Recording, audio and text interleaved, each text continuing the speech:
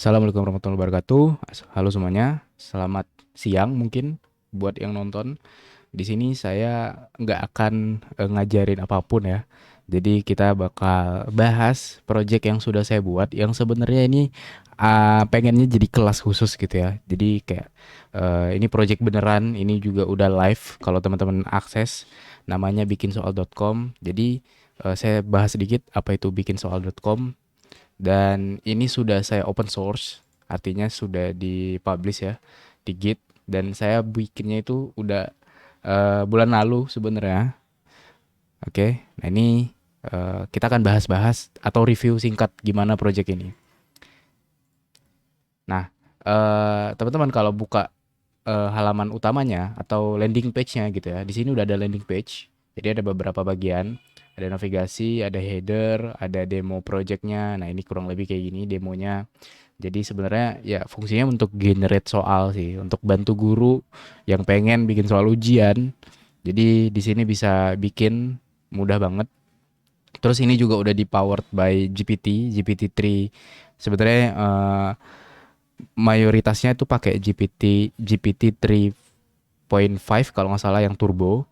Terus untuk beberapa case kayak matematika yang butuh akurasi tinggi itu pakai GPT-4.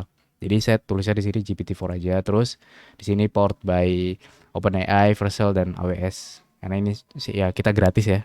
OpenAI ini bayar tapi ya masih kecil. Teman-teman kalau mau tes juga ada limitnya supaya juga saya nggak bengkak nantinya. Kalau nggak salah 15 soal ya per hari. Terus ini ada bagian apa namanya nih kayak fitur gitu ya. Sini ada hemat waktu. Di sini saya pakai Tailwind CSS. Jadi kalau teman-teman mau belajar kayak slicing UI, bisa bongkar projectnya di sini langsung di Git-nya. Bisa di fork atau langsung di clone aja. Terus juga ada bagian kontak. Nah, ini terhubung ke nomor WhatsApp saya. Nah, tadinya ini saya pengen buat berbayar gitu ya. Ini ada fitur berbayar juga sudah saya implement dengan integrasi payment gateway pakainya Mitrans. Itu udah publish juga, maksudnya udah rilis gitu ya. Teman-teman kalau mau cek. Nah, ini kita coba langsung ya. Contohnya di sini ada form. Nah, di sini teman-teman pilih kayak misalnya pendidikan sejarah deh. Terus topiknya misalnya. Nah, di sini untuk topik terkait udah otomatis. Jadi kayak ada objek gitu yang dia disesuaikan sama mata pelajarannya. Kalau ekonomi nanti dia ganti placeholder gitu ya kayak gini. Ekonomi misalnya kita bahas makroekonomi, ekonomi ini ya. Terus tingkatan kelas ada ini juga. Nah, ini saya pakai SatCN UI. Ini kayak kumpulan-kumpulan UI yang udah dibuat pakai Tailwind CSS. Nah, misalkan saya bikin kelas 1 SMA, terus dia bisa pilihan ganda atau esai. Ya saya pilih esai aja. Nah, di sini ada limit per hari itu 15 soal. Tadi saya udah generate 5 soal. Nah, teman-teman bisa scroll kayak gini. Sementara kayak gini dulu UI-nya. Nanti kalau misalkan ada update atau saya ada kepikiran ide, saya bakal ubah kok di repositorinya. Jangan lupa kalau misalkan teman-teman ini di stars ya atau dan di watching. Biar ngikutin update-nya terus. Jangan lupa juga follow GitHub saya kalau bisa ya, biar sedikit banyak gitu statsnya. Oke, nggak penting juga sih sebenarnya. Nah, misalnya saya generate soal ya, 10 sisa untuk hari ini gitu ya. Nah, yang terjadi adalah di sini dia sebenarnya nge-streaming. Jadi kalau teman-teman pakai pernah menggunakan fetching gitu ya, data fetching. Nah, di sini kita pakai streaming fetching. Jadi datanya itu bakal generate satu karakter gitu ya, atau satu teks.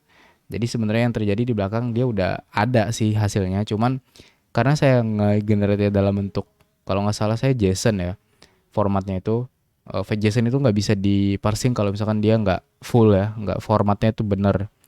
Nah, ini udah jadi. Terus juga ada animasi-animasi kecil.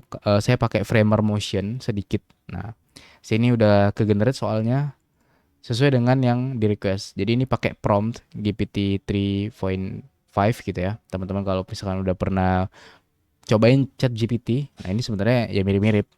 Cuman di sini udah ada formatnya. Terus bisa simpen, tambah ke grup dia masih dikembangkan ya belum ada, tapi bisa disimpan di sini. Nah, ini juga full stack udah ada API-nya juga. Terus nah di sini otomatis 15 ya. Kalau genre soal, oh ini masih ngebugs ya. Nah, harusnya udah nggak ada loading. Batas free trial telah terpenuhi, coba lagi besok. Terus kalau misalkan teman-teman mau request lagi bisa hubungi WhatsApp di bawah ini. Oke. Nah, tapi ini nggak tentang produk ya.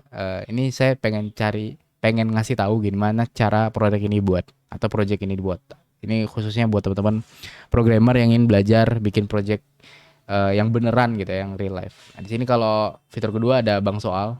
Ini ada soal-soal ya. Ada fitur searchingnya juga. Misalkan tadi ada apa? Misalkan Apple gitu ya. Nah, oke, tidak ada. Oke, apa ya? Misalnya 11. Oke, sepertinya ada bugs ya. Fungsi lambung misalnya. Nah, nih, kayaknya yang page 2 tuh ada bugs. Tapi kurang lebih kayak gini, dia ada fungsi search-nya juga. Terus ya sebenarnya bisa dipilih juga untuk diekspor ke Excel. Nah, kayak gini. Terus misalnya kita download ya. Terus nah dia bakal ke generate PDF-nya. Jadi fiturnya sebenarnya udah lengkap sih sebenarnya kalau misalnya teman-teman pengen nambah-nambah portofolio aja gitu. Kurang lebih kalau project-project yang beneran gitu ya, yang di luar sana atau teman-teman kerja di real life atau teman-teman yang udah pernah bikin project gitu ya. Kurang lebih ya ini udah ngecakupin semuanya gitu. Yang akun saya itu udah apa ya? Belum dibuat ya, masih coming soon. Dan dia udah ada outnya juga. Pakainya next out. Jadi teman-teman saya harap udah bisa kebayang gitu ya bikin apa. Nah, kalau misalkan kita review codingan, nah di sini saya pakai Next.js. Kayaknya Next.js-nya masih belum yang update banget tapi udah Next.js 13.2 kalau nggak salah. Kita gedein lagi coba ya.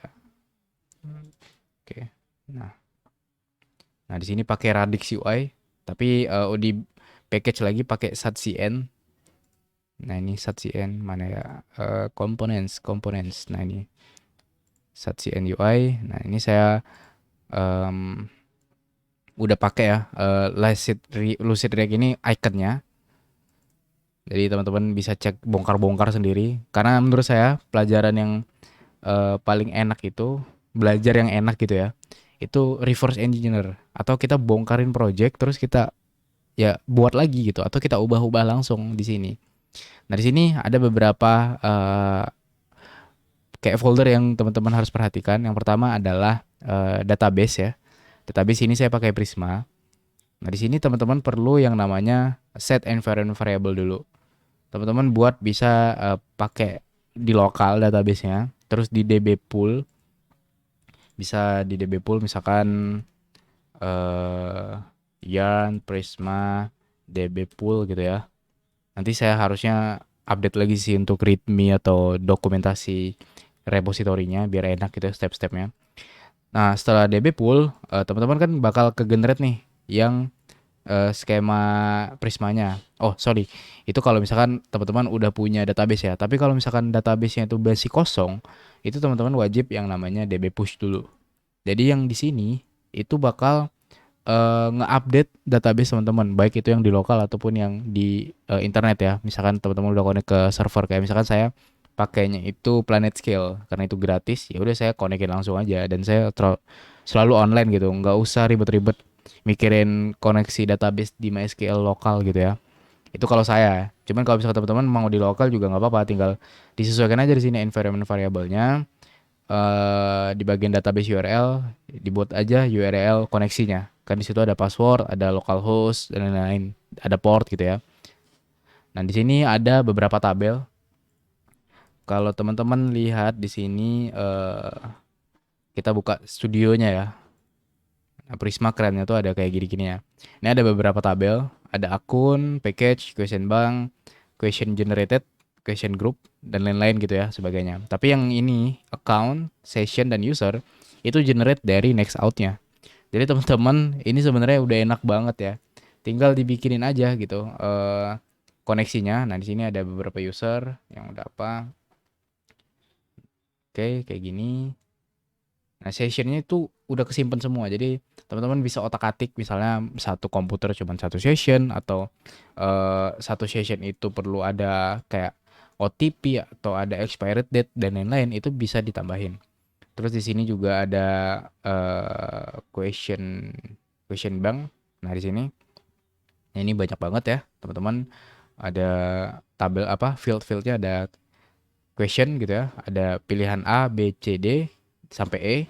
Terus ada kapan dibuatnya. Nah, di sini juga teman-teman bisa coba cek-cek kodenya gimana cara bikinnya. Nah, di sini nanti connect ke API. API-nya juga kita buat. Di sini question bank misalnya ya. Nah, di sini pakai Prisma. Ini mungkin saya kecilin dikit. Nah, di sini perlu dicek dulu outs-nya. Nah, outs-nya apakah dia ada apa enggak? Kalau nggak ada dia 401 atau bisa teman-teman redirect ke autentikasi ya. Maksudnya ke halaman login gitu kalau misalkan si orang ini belum login. Teman-teman mau maksain dia harus login misalnya. Tapi di sini saya cuma ngambil emailnya aja, kalau nggak ada ya dia 401 gitu atau error lah. Terus di sini bakal ngenyimpen karena ini post ya, hasil dari si question yang udah di generate. Nah, di sini. Oke.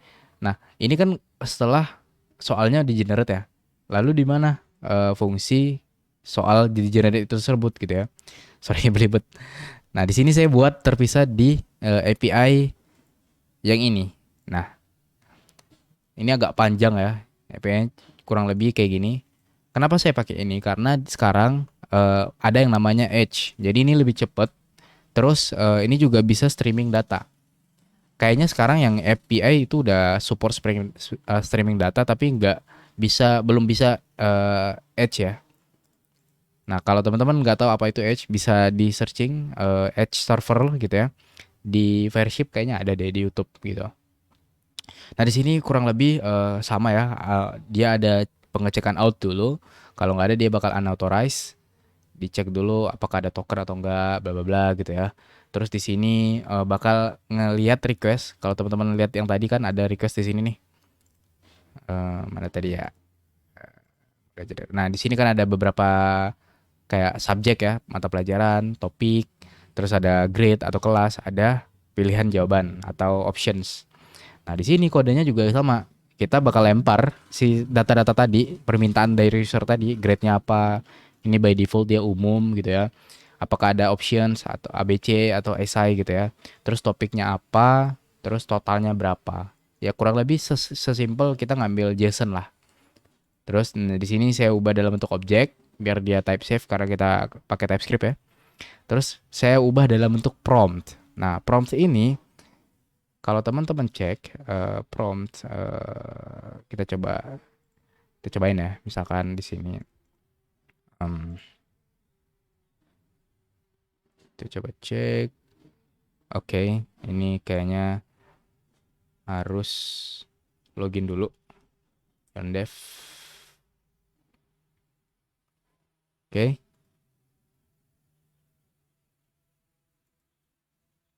Sorry ini agak ngelag ya karena saya kebetulan pakai laptop. Dia agak-agak ngelag gitu. Nah, kurang lebih pokoknya dia login dulu ya. Terus si prompt ini bakal disatuin jadi satu teks di mana teman-teman bisa ngasih kayak perintah gitu ke GPT-nya untuk ngelakuin apa. Di sini kita pakai bahasa Indonesia bahkan ya. Nah, di sini berikan berapa soal misalkan 5 soal gitu, ujian untuk pelajaran baru kita masuk ke subjek ya. Terus untuk grade apa gitu misalnya umum atau kelas 2 SMP gitu misalnya. Terus kalau misalkan ada topik, dia bakal lempar topik terkait misalnya tadi makroekonomi atau kalau matematika misalkan aljabar atau apa gitu ya. Nah, kayak gitu. Terus di sini juga ada pilihan jawabannya. Kita pengen apa gitu. Misalkan formatnya JSON kalau saya karena lebih enak untuk diproses atau diolah di websitenya. Gunakan JSON gitu ya. Kalau dia ada optionnya atau pilihan ganda, dia bakal format kayak gini. Questions array gitu ya. Object array. Terus ada optionsnya, dia array. Terus answernya itu dalam bentuk string. Tapi kalau misalkan dia essay atau nggak ada pilihan ganda, cuman questions dan answer aja. Sesimpel itu aja. Oke. Terus ada rules-nya juga, jangan tambahkan awalan angka pada setiap soal, karena saya pengen nambah angkanya itu ya saya sendiri yang nambahin, jadi nggak ada awalan apapun gitu atau prefix. Kadang suka kepintaran ini GPT, dia suka nambah-nambahin sendiri gitu ya. Terus kalau misalkan ada have options, tambahkan awalan A, B, C, D pada setiap jawaban. Nah, giliran si optionnya, saya pengen ada A, B, C, D-nya biar jelas gitu, ini optionnya apa. Terus eh, ya ini sebenarnya untuk bahasa Indonesia, tapi karena ini udah promptnya bahasa Indonesia, dia bakal ngikutin jawabannya sih sebenarnya. Kalau kita pakai bahasa Spanyol gitu ya promptnya, ini prompt disebutnya atau perintah lah itu. Kita bakal dapat jawaban sesuai dengan bahasa yang kita request gitu ya. Karena di sini eh kita pakai bahasa Indonesia jadi nggak usah tambahan. Paling ada tambahan kayak gini aja sih. Gunakan referensi kurikulum di Indonesia biar lebih apa ya? Lebih nyambung lagi gitu. Relevan lah sama jawaban yang diinginkan. Terus kalau udah disatuin nih kayak gini, jadi satu string variable. Terus di sini saya juga ada logic sedikit. Kalau matematika saya pakai GPT-4 modelnya. Ini lebih akurat tapi lebih mahal. Kalau nggak salah tuh berapa ya? 10 kali lipat kayak harganya per teks, per karakter atau per token. Nah, kalau nggak ya pakai GPT 3.5 itu lebih cepat dan lebih murah juga. Jadi lebih enak gitu ya. Terus temperature ini untuk kayak kreativitas dari jawabannya. Jadi kalau semakin tinggi, semakin kreatif atau semakin eh, lebih variasi gitu jawabannya. Tapi karena kayak matematika gini ya, ini sebenarnya logiknya untuk matematika aja. Saya pengennya lebih eksak atau lebih pasti jawabannya. Tapi ya kurang, jangan terlalu inilah, jangan terlalu variatif lah, karena matematika kan ilmu pasti ya. Jadi saya kasih 0,3. Batasnya itu pokoknya dari skala 0 sampai 1 kalau nggak salah. Terus di sini baru lempar ke payload. Fungsi payload ini saya juga buat custom. Nah, di sini ada model, kita lempar objeknya, terus ada promptnya di sini konten tadi yang kita pengen buat ya. Terus ada apa lagi nih namanya? Kayak temperatur gitu ya. Terus ada top, ini ikutin aja sih. Terus ada max token, terus ada streaming through. Nah, ini yang penting ya, biar karena ngambil data itu lama banget ya. Bisa sampai 30 detik atau 60 detik. Kalau teman-teman pakai kayak serverless function kayak eh apa ya, Vercel gitu-gitu kayak atau AWS Lambda, dia bakal time out, nggak bisa kalau nggak salah 15 detik kalau nggak salah. Tapi kalau misalkan 1 menit dia nggak bisa kalau misalkan nggak pakai streaming, jadi harus pakai streaming biar dia nggak ada time out ya. Dia jadi walaupun 1 menit atau berapapun bakal aman-aman aja gitu. Oke, sebentar ini saya coba eh, aktifkan dulu extreme performance untuk laptop supaya nggak nge-lag. Oke, kita lanjut. Nah, di sini coba kita tes ya login ya. Loginnya simple aja sih. Nah, di sini saya coba pakai akun email saya. Nah, lanjut codingnya. Nah, kalau udah, saya bakal lempar si objek tadi ke fungsi OpenAIStream. Nah, OpenAIStream itu ada di sini, di utils openAIStream.ts. Kurang lebih fungsinya adalah kayak gini. Ini saya gak bisa jelasin panjang lebar. Yang penting dia adalah kayak fetching biasa, cuman resultnya kita pakai readable stream. Jadi di sini. Nah, ini juga udah connect ke Edge ya yang tadi. Terus di sini ada objek-objek yang kita buat sendiri. Nah, biar dia type safe ya, nggak ada tipu-tipu gitu ya. Terus ini lempar juga OpenAI key-nya, jangan lupa ya ditambahin di sini. Teman-teman harus punya, kalau nggak salah dia harus pakai kartu kredit sih. Tapi untuk bongkar-bongkar aja ya nggak masalah lah. Dibuat gitu ya. Lagian nggak terlalu mahal kok. Tenang aja, nggak bakal boncos juga. Asal teman-teman aktifkan limit ya, jangan lupa gitu. Takutnya dijebol orang ya, kita jadi boncos gitu ya. Oke, kalau udah di sini hasilnya tuh bakal di stream dan dia bakal keluar per karakter atau per teks gitu ya, per encode. Kalau di sini disebutnya per token dan dia dalam bentuk JSON. JSON-nya itu ya unik. Nanti pokoknya kita ambil field di sini delta content. Nah, nanti kita lempar ke encode text, kita queue, kita masukin antrian gitu ya. Si teksnya itu jadi kayak satu-satu dia masuk, sampai dia jadi teks full, baru kita kirim ke user. Sebenarnya bukan kirim ke user, baru website itu bakal nampilin sesuai dengan format akhir ke user tersebut. Tapi ini sebenarnya di belakang udah dikirim satu-satu sama si fetching ya. Kalau teman-teman modelnya kayak website-website yang nggak ada format gitu ya, kayak misalkan di sini sebenarnya saya pakai Twitter bio kalau nggak salah, Twitter bio. Nah di sini misalnya ini untuk generate Twitter bio gitu ya, atau bio profil gitu ya. Misalkan I'm a software engineer at misalnya Goto gitu ya. Nah, di sini bisa pilih misalnya casual atau vanilla gitu ya. Nah, dia kalau per teks gini, dia bakal enak gitu. Jadi nggak usah format apapun. Tapi kalau JSON, dia nggak bisa model kayak gini karena dia nggak bakal bisa diparsing. Karena tadi kan dia bentuknya list ya. Dia list nggak bisa diparsing. Oke, kurang lebih kayak gitu. Kita lanjut bongkar coding ya. Nah, di sini kalau udah dia bakal dilempar ke response streams-nya. Nah, response streams-nya ini bakal kita keluarin ke halaman mana tadi? Generate page main kalau nggak salah. Nah, ke sini. Dia bakal fetching, mana fungsi fetchingnya. Nah, ini fungsi fetchingnya request question trial karena tadi 15 ya. Walaupun tadi ada sedikit bugs.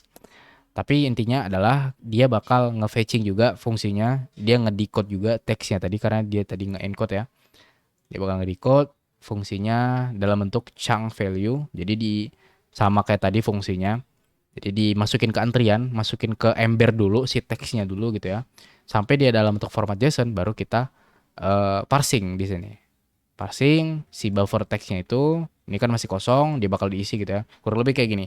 Kalau bisa kebayang ya. Misalkan kayak gini. Terus masukin misalnya gini question. Nah, ini kalau diparsing, ini kan bakal error ya. Makanya di sini kalau dia belum done atau while done, dia bakal terus ngisi si variabel buffer ini sampai dia dalam bentuk format JSON yang pas. Kayak kurang lebih kayak gini deh. Nah, misalkan question bla bla bla gitu ya. Bla bla bla. Ini belum nggak terlalu ini sih. Nah, option bla bla bla gitu ya. Ini kan format JSON yang kurang lebih kayak gini lah bakal bentuknya. Baru dia diparsing atau dia udah done baru dia diparsing di sini. Oke. Baru kalau udah diparsing dia langsung masukin aja ke state question. Kurang lebih kayak gini question itu. Question, option, answer. Sesimpel itu aja. Oke. Kalau udah ini ini saya biar nggak ngerubah gitu ya. Oke. Kalau udah dia bakal nge-mapping di sini saya pakai motion div, primer motion ini kayak div biasa sebenarnya, cuman kita bisa tambahin kayak transition gitu atau animasi. Di mana ya? Di map. Saya agak lupa sih. Nah, di sini question mapping. Nah, di mana dia bakal dalam bentuk list gitu ya. Terus itemnya tuh kayak gini, item questions. Nah, ini dalam bentuk item-itemnya tadi. Nah, di sini ada beberapa item. Kalau misalkan dia ada options gitu ya, kayak gini. Terus bisa di save juga kalau misalkan teman-teman mau save gitu. Terus renderingnya kayak gini. Ini juga teman-teman bisa bongkar-bongkar sendiri. Ya, kalau misalkan teman-teman mau cek button nih kayak gimana bentuknya gitu ya. Itu bisa dibongkar sendiri. Atau teman-teman mau update juga bisa commit aja. Nanti saya coba review karena ini project open source. Siapa tahu ini berguna gitu ya buat guru-guru atau tambahin fitur gitu ya.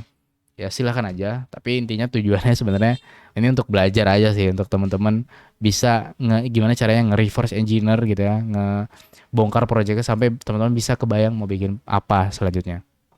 Sisanya kayak folder lib ini untuk database, untuk prismanya, koneksi dan lain-lain. Untuk outs ini saya coba lihat ya, liatin itu ada di page mana ya, page API outs. Nah ini simple aja kayak gini, pakai Google Provider. Jadi lu Google login aja sih biar nggak ribet. Terus sesi strateginya pakai JWT. Terus nah ini bisa dilempar tokennya. Sebenarnya ini wajib nggak wajib sih, karena by default dia udah ngelempar session ya. Kita tinggal cek session aja. Cuman karena tadi di Edge belum support session, jadi saya pakainya pakai token aja. Jadi biar lebih enak. Sebenarnya sama aja sih sebenarnya. Terus di sini ada Prisma adapter. Ini satu baris kode yang ajaib ya. Yang tadi saya sebutkan dia bisa nge-generate beberapa tabel sekaligus. Nah, ini untuk kayak akun. Jadi teman-teman nggak buat ini sendiri. Jadi ini langsung di-generate sama si ini kan banyak banget ya. Sama si Nextouts ya. Jadi udah enak banget lah pokoknya. Ini saya bikin kalau nggak salah seminggu deh. Tapi waktu itu kepikiran apakah saya bikin kelas aja. Tapi kayak lama banget dan saya juga kebetulan lagi ada kerjaan lain. Jadi saya bikin video ini untuk bongkar project aja sih sebenarnya. Teman-teman bisa cek sendiri untuk belajar-belajar gimana. Nah, ini kayak komponen-komponen, custom komponen saya ini banyak banget ya. Banyak banget. Udah lengkap banget pokoknya. Ada payment gateway bahkan. Saya gabut ya. Puasa-puasa lihat payment gateway. eh Mana ya payment gateway di sini. Nah, ini section pricing. Coba kita save. Nah, kita coba buka home-nya. Nah, kalau di yang bikin soal.com-nya kan nggak ada ya, karena saya hide. Nah, di sini teman-teman lihat ada beberapa paket langganan. Ini saya bingung juga gimana, cuman biar contoh aja. Tapi ini udah live ya, teman-teman. Kalau mau connect ke Mitrans itu tinggal masukin environment variable-nya aja. Nah, ini environment variable-nya Mitrans servernya ini karena pakai sandbox ya. Terus karena di lokal, tapi kalau di beneran dia sebenarnya aman sih. Terus ada nah ini server key Mitrans sama server key Mitrans hash gitu ya. Teman-teman buka aja dokumentasinya Mitrans langsung, terus konekin aja tuh, coba cek kolom komentar aja, siapa tahu ada yang mau nambahin gitu ya. Ini untuk beberapa environment variable. Kurang lebih kayak gitu. Terus kalau teman-teman cek di sini posisinya harus sudah login ya. Nah, ini coba saya pilih. Nah, dia bakal langsung kayak gini. Wih, ada banyak ya. Tapi ini sebenarnya masih sandbox kok. Jadi nggak benar-benar kebayar gitu ya. Coba ya saya buka sandbox Mox. Kalau teman-teman pakai pakai Mitras tuh bisa pakai sandbox.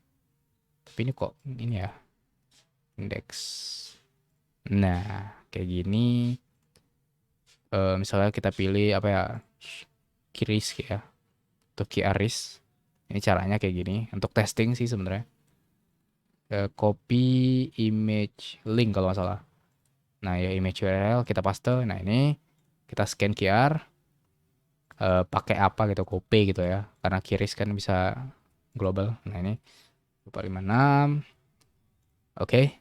Nah, harusnya udah langsung otomatis ya. Atau kalau misalkan enggak, bisa cek aja langsung di kembali ke merchant. Nah, dia otomatis, saya nggak pencet tombol apa-apa. Kembali ke merchant. Oke, kita tutup. Nah, saya sudah membayar. Oke, kalau ini sebenarnya bisa ditambahin lagi logiknya sebenarnya. Tapi nggak apa-apa. Kita coba cek ya, generate soal. Kita coba, ini agak lambat. Oke. Harusnya dia udah ada sisa limitnya itu udah hilang gitu ya. Dia paling sisa per bulan aja, berapa hari sisa ininya. Ini saya kayaknya lupa ngasih config lagi, tapi sebenarnya udah ada logic ya. Oke, kurang lebih kayak gitu. Coba refresh. Ya, kurang lebih kayak gitu sih. Intinya dia ada fitur pembayarannya lah, intinya kayak gitu. Oke, tinggal tambahin logic aja. Itu teman-teman terserah mau explore lagi atau mau nambah-nambahin lagi fiturnya, bebas. Intinya fungsinya sebenarnya website ini adalah untuk jadwal soal pakai AI. Di sini teman-teman bakal belajar yang namanya belajar integrasi ke API GPT, terus integrasi ke autentikasi, bikin juga database, gimana caranya connect ke database Prisma, terus gimana caranya bikin UI-nya juga gitu ya, integrasi ke library, terus layouting dan lain-lain, terus integrasi ke payment gateway bahkan, terus apa lagi ya? Oh ya, ini error, bukan error ya. Ini dianggap nggak, ini seingat saya dia harus ada webhook. Nah, ini saya baru ingat. Nah, ini hooks. Jadi ini untuk payment gateway. Kalau teman-teman pakai payment gateway, dia ada hooks ya. Jadi ketika dia ada trigger dari Mitrans ya, dia bakal ngelempar balik ke project kita atau ke website kita. Nah, di sini fungsinya ini panjang banget. Nah, kurang lebih kayak gini. Bahkan ada send grade-nya, saya bahkan lupa. Ada send grade-nya. Dia bakal ada email kayak ngirim gitu ya. Nah, teman-teman juga kalau misalkan cek di sini ada SendGrid APK gitu ya. Ini untuk email gitu. Tinggal teman-teman aja cek gimana caranya uh, email, gimana caranya connect ke email SendGrid ya. Nah, dari project ini sebenarnya udah cukup gitu. Tinggal teman-teman bikin lagi ulang apa misalnya bikin bikin apa ya, misalnya saya kemarin kepikiran untuk bikin coba cek hadis gitu atau misalnya cek ayat Al-Qur'an gitu kan bisa ya sebenarnya. Itu bisa. Nah, bikin website kayak gitu. Bahkan lebih enak kan, lebih simpel juga. Ya bikin aja, gratisin gitu.